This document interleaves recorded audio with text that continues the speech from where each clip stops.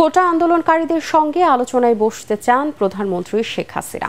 সরকার কোনো সংঘাত চায় না উল্লেখ করে তিনি বলেন, বৈষম্য বিরোধী ছাত্র আন্দোলনের সমন্বয়কদের জন্য গণভবনের দরজা খোলা।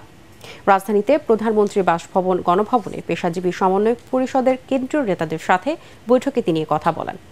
আটক সাধারণ ছাত্রদের মুক্ত করে দেওয়ার নির্দেশ দিয়ে প্রধানমন্ত্রী আরও বলেন, সম্প্রতি ঘটে যাওয়া প্রতিটি হত্যাকাণ্ডের বিচার করা হবে।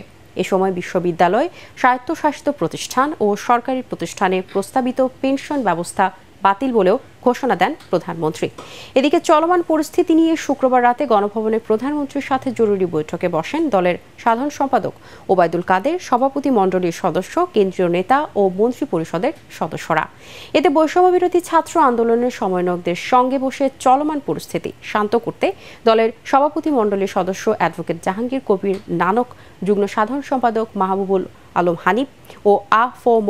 বাহাউদ্দিন নাসিম এই তিন নেতার একটি টিম করে আন্দোলনকারীদের সঙ্গে মতবিনিময় করার দায়িত্ব দেওয়া হয়েছিল।